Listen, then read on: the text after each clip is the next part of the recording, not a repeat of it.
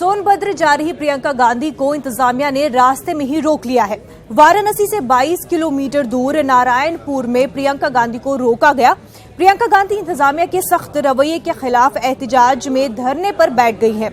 Priyanka firing मुतासरीन से मुलाकात के लिए सोनभद्र जा रही थी। इससे पहले प्रियंका ने जख्मियों से बनारस के ट्रॉमा सेंटर में मुलाकात की थी।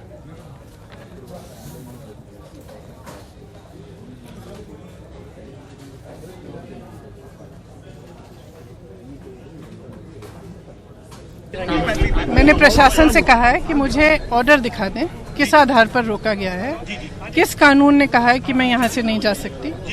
एक मिर्जापुर में 144 नहीं लगा, तो जब मुझे ऑर्डर दिखाएंगे तो मैं तय करूंगी। सोनभद्र जमीन ताल्लुक से सीएम योगी ने दुख का इजहार किया है। उन्होंने कहा कि वाकई अफसोसनाक है। उन्होंने कहा कि कसूरवारों के खिलाफ सख्त कार्रवाई की जाएगी। उन्होंने इस वाकये का जिम्मेदार कांग्रेस को ठहराया है और कहा है कि इस तनाज़े की बुनियाद 1955 में पड़ गई थी, जबकि इस दौर में यूपी में कांग्रेस की सरकार थी। कि ग्राम ओंभा में एक बहुत दुखद घटना घटित हुई, जिसमें 10 लोगों की मौत हुई और 28 लोग घायल हुए हैं। इस घटना के तत्काल बाद मैंने स्वयं पुलिस महानिदेशक को इस संपूर्ण घटना का अनुश्रवण स्वयं करने और दोषियों के खिलाफ कार्रवाई करने के निर्देश दिए। साथ ही आयुक्त विंध्याचल मंडल मिर्जापुर अपर पुलिस महानिदेशक वाराणसी जोन को 2 सदस्यीय कमेटी को मौके पर भेज करके उनसे इस घटना के कारणों की जानकारी के संबंध में एक विस्तृत रिपोर्ट 24 घंटे के अंदर उपलब्ध कराने के निर्देश दिए। लोकसभा एमपी आजम खान के खिलाफ जमीन कब्जा मामले में 23 एफआईआर दर्ज कराई गई है। आजम खान पर किसानों की जमीन पर कब्जा करने का इल्जाम लगाया गया है। मामले की तफ्तीश के लिए टीम तश्कील दी गई है। आजम खान का कहना है कि ये उनके खिलाफ सियासी चाल है। मेरा तो कुछ है ही नहीं, वो यूनिवर्सिटी की ज़मीन है। मेरा तो गली के अंदर एक मकान है जहां आपकी गाड़ी नहीं जा सकती, तो मेरा नहीं है। वो विश्वविद्यालय का है, ट्रस्ट का है। मैं उसका कस्टोडियन हूँ बस। क्योंकि मैं लोकसभा का चुनाव जीत गया हूँ और बहुत बड़े लोगों के मुकाबले में जीत गया। असल तो सज़ा उस गुनाह की है, वरना तो पिछले 5 साल केंद्र में भाजपा सरकार रही। मैं भूमाफिया नहीं था, सिर्फ राजनीतिक बदला है और इसके सिवा कुछ भी नहीं। लोकसभा चुनाव जीतने के बाद ही ये सब क्यों याद आया? उन्हें याद नहीं आया। वो तो बहुत गरीब लोग हैं, वो तो आज भी मेरे हैं। ये सब कुछ उन्हें डरा धमका कर, उन्हें लालच देकर कि अरे हम तुम्हें बहुत पैसा दिलवाएंगे। देखिए, भावना में बहकर या किसी के कह देने से तो कानून नहीं बनेगा। कानून तो अपनी जगह रहेगा कि 3 साल के बाद किसी का कोई अधिकार नहीं रहेगा। वज़ीर आज़म नरेंद्र मोदी ने 15 अगस्त यौम आज़ादी के मौके पर होने वाली तकरीर के मुतल्लिक़ अवाम से मशवरा मांगा है। वज़ीर आज़म मोदी ने ट्वीट करके अवाम से मशवरा तलब किया है। उन्होंने कहा कि अवाम अपना कीमती वक्त निकाल कर 15 अगस्त की तकरीर के लिए मशवरा दे। अवाम अपना मशवरा नमो ऐप और mygov.com पर दे सकती है। गौरतलब है कि 15 अगस्त के खिताब के लिए वज़ीर आज़म मोदी ने पहली बार अवाम से मशवरा मांगा है। वज़ीर आज़म का ख्याल है कि ज़मीनी सतह पर काम करने के लिए अवाम से मशवरा लेना ज़रूरी है।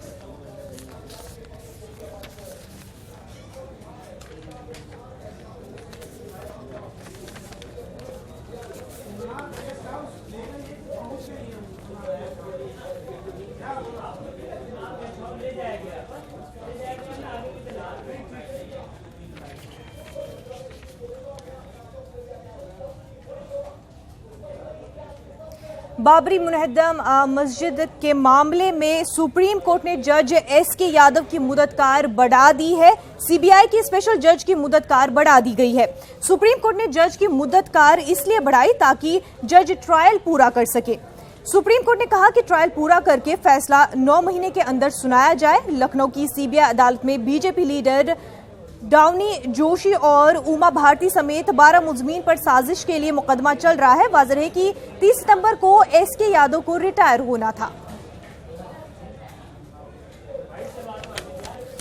मस्जिद को ढाए जाने के आरोप में सुनवाई करने वाले जज एसके यादव का कार्यकाल सुप्रीम कोर्ट ने 9 महीने के लिए बढ़ा दिया है। सुप्रीम कोर्ट ने अपने आदेश में यह कहा है कि स्पेशल सीबीआई जज 9 महीने के भीतर इस पूरे मामले में अपना फैसला सुनाएं। सुप्रीम कोर्ट ने अपने आदेश में यह कहा है कि 6 महीने के भीतर एसके यादव इस पूरे मामले में ट्रायल को कंक्लूड करें और 9 महीने के भीतर अपना फैसला सुनाएं। एसके यादव ने सुप्रीम कोर्ट से एक परमिशन मांगी थी और यह कहा था कि सितंबर में उनका टेन्योर खत्म हो रहा है, लिहाजा उन्हें 6 महीने का एक्सटेंशन दिया जाए। सुप्रीम कोर्ट ने उत्तर प्रदेश सरकार से जवाब मांगते हुए कहा था कि क्या उनका कार्यकाल बढ़ाया जा सकता है। सुप्रीम कोर्ट में उत्तर प्रदेश सरकार ने कहा कि उनका कार्यकाल बढ़ाया जा सकता है, लिहाजा सुप्रीम कोर्ट ने जज एसके यादव का टेन्योर 9 महीने के लिए बढ़ा दिया है। 6 महीने के अंदर बाबरी विध्वंस मामले में सुनवाई करने वाले जज को अपना ट्रायल कंक्लूड करना है और 9 महीने के भीतर इस पूरे मामले में अपना फैसला सुनाना है।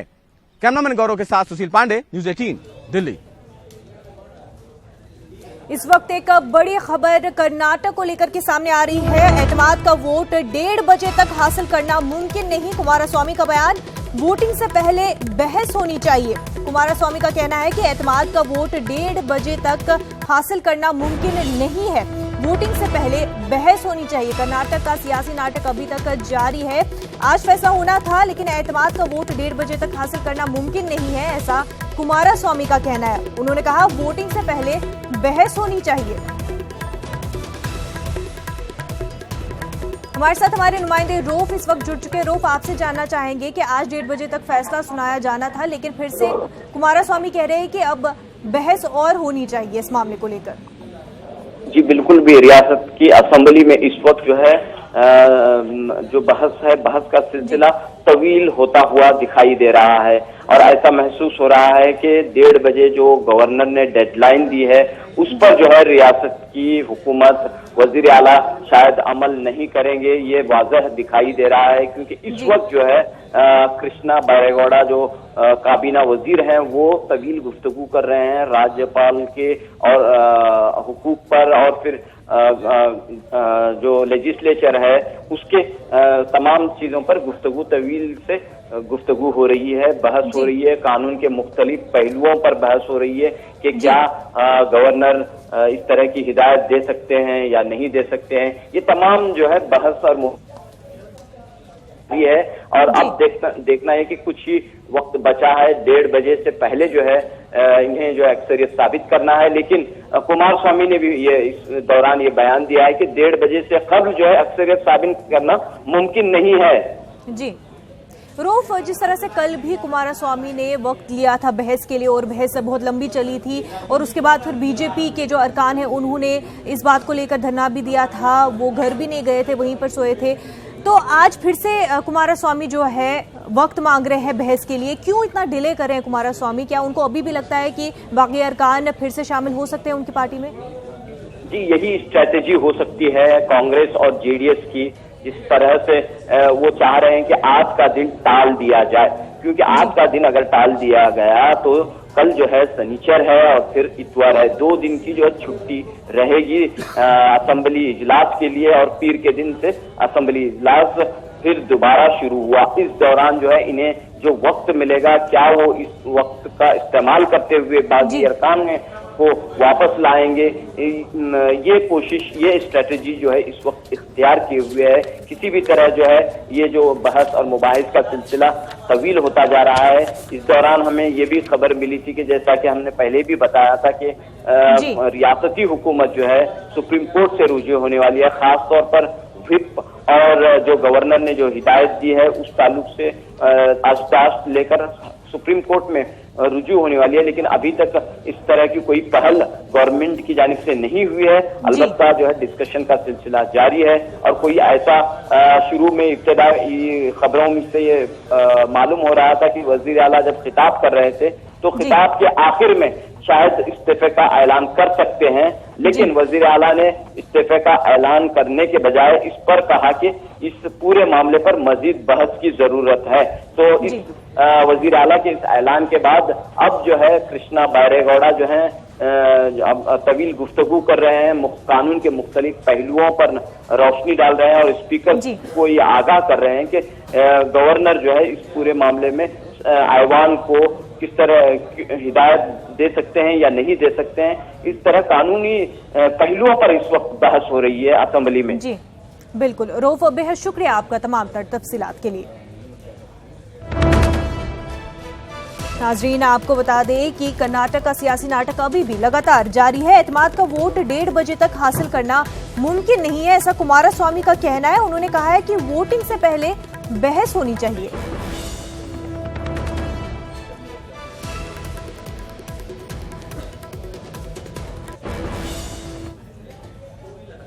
एनआरसी की हतमी फहरिस्त की इशाअत की डेडलाइन में तौसी की जाए या नहीं, इस पर सुप्रीम कोर्ट मंगल पर गौर करेगा। दरअसल मरकज ने अदालत से 31 जुलाई की डेडलाइन बढ़ाने की दरख्वास्त की थी।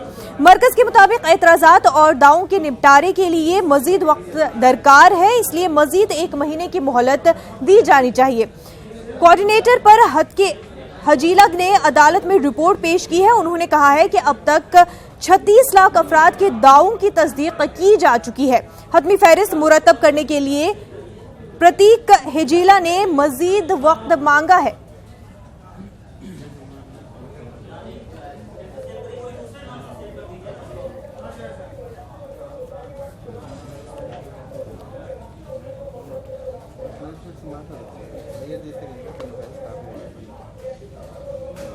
हैदराबाद में उल्मा, समाजी कारकुन और सियासतदानों ने मुसलमानों से अपील की है कि वो ईद उल जुहा के मौके पर बड़े जानवरों की कुर्बानी से परहेज करें। बकरा ईद की आमद के पेश नज़र ये अपील रियासत की गंगा जमनी तहजीब की बका और उसे मजबूत करने की कोशिशों के तनाजुर में की जा रही है। तेलंगाना, खासतौर पर हैदराबाद में ईद उल अजहा से पहले कुर्बानी के जानवरों के हवाले से अफवाहों का सिलसिला शुरू हो जाता है। यही वजह है कि ईद उल अजहा की आमद से कब्ल मुसलमानों से ये अपील की जा रही है कि वो किसी भी बड़े जानवर की कुर्बानी से परहेज करें। इस अपील में नौजवान समाजी कारकुनान पेश हैं। उलमा इकराम, मशाइखीन और दीगर फलाही तंजीमों ने भी आगे बढ़ते हुए ये बात रखी है बाज़ाब्ता कि भाई मुसलमानों को चाहिए कि मुल्क में बढ़ रहे फितने फसाद को भी देखते हुए गाय के ज़बीहे से अपने आप को दूर रखें। और इवन इन दिनों में अगर पालन पोषण के लिए, दूध निकालने के लिए, दूध जैसा कि लोगों के पास गौशाला और डुड्डी होती है, उसके लिए भी अगर आप लाना चाह रहे हैं तो आपको बेवजह के निशाना बनाया जा सकता है। तो आप एहतियात करें। अल फितनतु अशद्दु मिनल क़त्ल कुरान करीम की सबसे एक आयत है।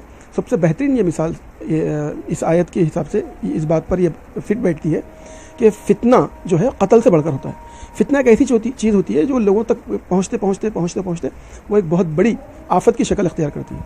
तो हमारे साथ जो भी हैं, हमारी अल्फाजान सोसाइटी है, हमारी बस्ती के मुख्तलिफ सोसाइटीज़ हैं, इन सभी ने भी हमारे साथ ताउन करते हुए गाय के ज़बीहे को बंद करने पर पूरा जो है ना अमली जामा पहनाया है।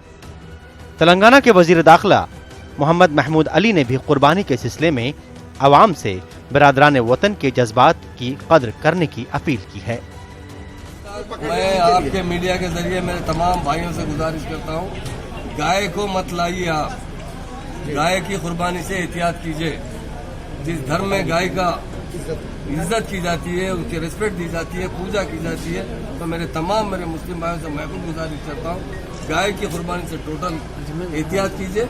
आप उसके बजाय छोटे कुर्बानी दीजिए, बकरे की कुर्बानी दीजिए, या दूसरे जानवर भी दे सकते हैं, पर गाय की हद तक आप एहतियात कीजिए। हमारे तेलंगाना के अंदर बहुत जबरदस्त लैंड ऑर्डर है। ईद उल अज़हा के मौके पर किसी भी गलतफहमी के नतीजे में अमन व अमान न बिगड़े, इसलिए उलमा खास तौर पर इस बात को समझाने की कोशिश में है कि कुर्बानी के लिए जरूरी नहीं है कि बड़े जानवर ही लिए जाएं। देखिए, बात यह है कि जानवर हमारे पास तो हुक्म है कि आप छोटा भी कर सकते हैं, बड़ा भी कर सकते हैं, ज़रूरी नहीं है बड़ा करना। हमको तो ये हुक्म दिया गया है छोटा करो। मैं तो ये मुसलमानों से अपील करूंगा कि आप जितना हो सके छोटा जानवर लें। आप जो ना हकीक़े के अंदर, बिस्मिल्लाह खानी के अंदर लाखों रुपए खर्च करते, यहाँ पे क्यों आप यहाँ पर भी 5,000 6,000 में अपने छोटा जानवर लेके नहीं कर सकते? उसमें शरीक क्यों हो रहे हैं? यानी आप जब अपने फजूल इतने खर्चों में इतना कर सकते हैं, आप लाखों रुपए साल में एक मरतबा है, और वो भी उन लोगों के लिए जो साहिब इस्तिदात है, जो है ना साहिब इस्तिदात है, जो ज़कात देता है उसी पे कुर्बानी वाजिब है।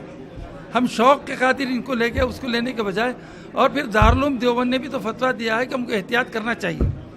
देवबंद ने खुद फतवा दिया है एहतियात करना चाहिए इस मुल्क के अंदर। हमको जो जानवर छोटा है वो जानवर पे करें कुर्बानी। मुल्क की मिलीजुली तहजीब और मजहबी रवादारी को कायम रखने और अमन व अमान की बहाली के लिए मुस्लिम नौजवानों और उलमा की इन कोशिशों की सताइश की जा रही है। न्यूज़ 18 उर्दू के लिए हैदराबाद से अनीस और अजीम की रिपोर्ट। बिहार के मुजफ्फरपुर में बूढ़ी गंडक नदी की सतह में यकबयक इजाफा होने से शहरी इलाकों में सैलाब का खतरा बढ़ गया है। नदी के साहली इलाकों के घरों में सैलाब का पानी दाखिल हो गया है।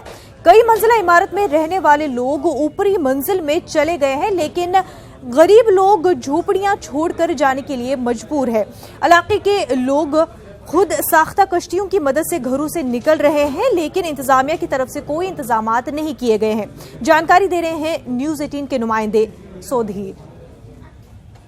मुजफ्फरपुर में बूढ़ी गंडक नदी में जल का स्तर खतरनाक हो गया है। मेरे पीछे ये देख सकते हैं, ये बूढ़ी गंडक की धारा है जिसका पानी निकलकर मुजफ्फरपुर नगर निगम के वार्ड 15 में प्रवेश कर गया है। हम अभी खड़े हैं वार्ड 15 में और आप देख सकते हैं कि जुगाड़ की नाव से लोग किस तरीके से अपने घरों से निकल रहे हैं, चूंकि उनके घर में पानी प्रवेश कर गया है। और यही हाल पूरे मोहल्ले का है और वार्ड 15 में सैकड़ों मकान ऐसे हैं जहां कि पानी आ गया है। बहुत सारे घरों में पानी प्रवेश कर गया है। कुछ घरों में अभी ऊंचा होने की वजह से वहाँ पानी नहीं है, लेकिन ये चापाकल है। आप देख सकते हैं कि अभी इसका पानी पीने लायक नहीं रहा और जो लोग हैं वे परेशान हैं, उनकी परेशानी बढ़ गई है। बात करते हैं उनसे। आइए 1 मिनट। क्या स्थिति है यहाँ पे? बहुत खराब स्थिति है और मतलब सैकड़े मोहल्ले में घर है और बिजली भी काट दी गई है और पानी पीने की सुविधा भी नहीं है और बहुत दिक्कत है।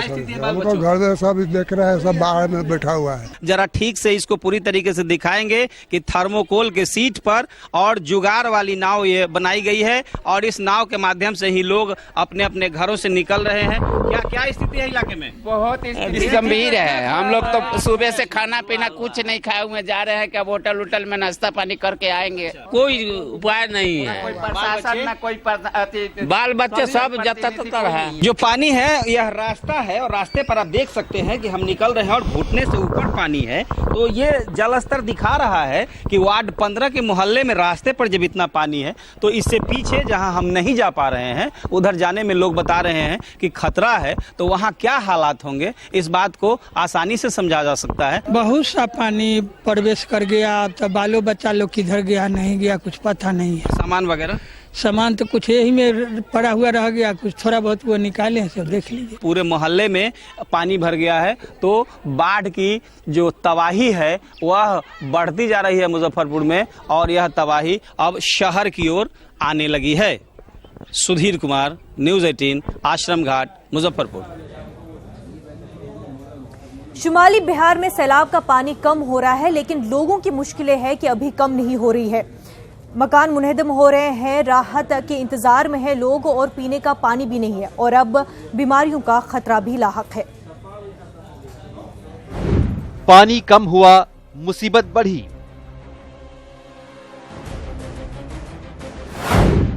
सैलाब मुतासिरीन अब भी बेबस। कौन मदद करेगा? सरकार? बारिश थमने से सैलाब मुतासिर इलाकों में पानी तो कम हो रहा है, लेकिन सैलाब मुतासिरीन की परेशानियां जैसी थीं वैसी ही हैं। सुपौल के कई इलाकों में लोग दाने दाने को मोहताज हैं। सरकारी मदद नहीं मिलने से लोगों में गुस्सा भी देखा जा रहा है।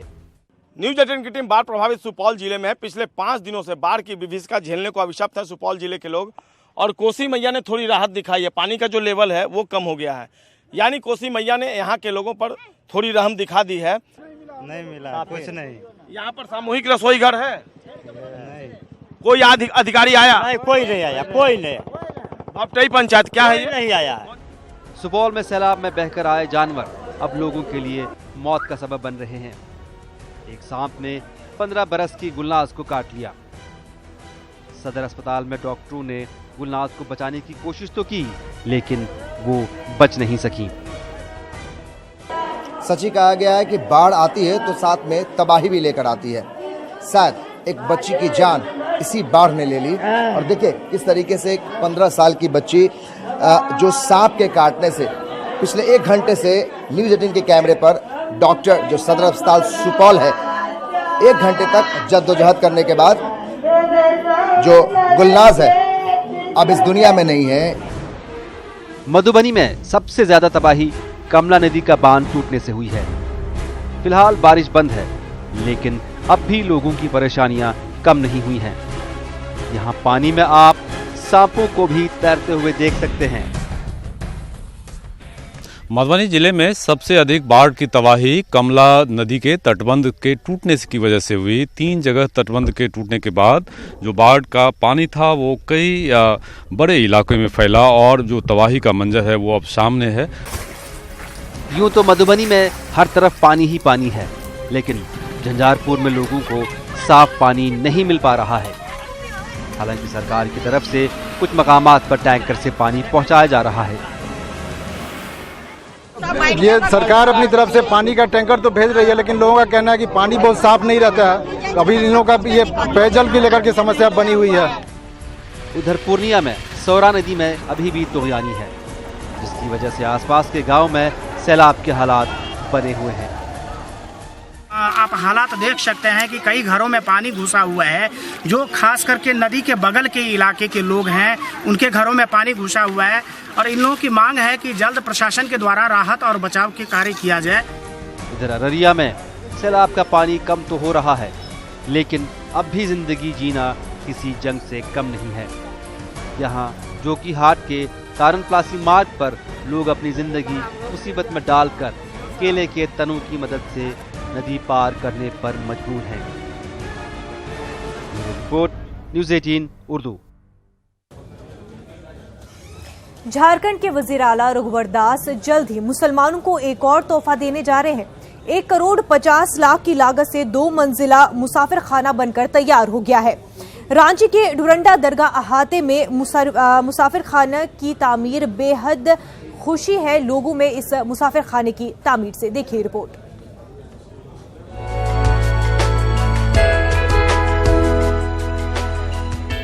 रांची के डोरंडा में वाक़िया हजरत कुतुबुद्दीन शाह रिसालदार रहमतुल्लाह अलैह की दरगाह अहाते में 2 मंजिला मुसाफिर खाना बनकर तैयार हो गया है। 50 बेड वाले इस 2 मंजिला मुसाफिर खाने में तमाम तर सहूलियात फराहम की गई हैं। वज़ीर आला रघुवर दास ने 2 साल कबल दरगाह कमेटी के मुतालबात पर मुसाफिर खाना तामीर कराने की यकीन दहानी करवाई थी। 2 साल पहले माननीय मुख्यमंत्री जी वादा किए थे कि मैं मुसाफिर खाना बनाकर आप लोग को दूंगा, और जो आप देख रहे हैं कि बन के तैयार हो चुका है।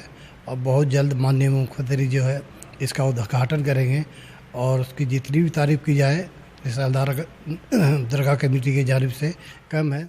उर्स के टाइम में ज़ियारीन जितने भी आते हैं उनको बहुत ही सुविधा मिलेगा यहाँ पर, इसलिए कि ये 50 बेड का है और बहुत अच्छे तरीके से यहाँ बना हुआ है। वाज़ेह रहे कि हजरत कुतुबुद्दीन शाह रिसालदार रहमतुल्लाह अलैह की इस तारीखी और कदीम दरगाह पर 5 रोज़ा सालाना उर्स का इनकाद किया जाता है। इस मौके पर रियासत व बैरून रियासत से तमाम मज़ाहिब व मिल्लत के अक़ीदतमंद इस दरगाह पर हाजिरी देते हैं। इस मुसाफिर खाने की तामीर से ज़ायरीन को क़यामत आम में काफ़ी सहूलियात मिलेंगी।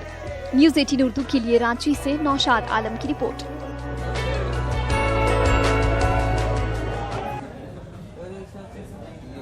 न्यूज़ रूम लाइव में फिलहाल इतना ही। हमें दीजिए इजाजत। आदाब।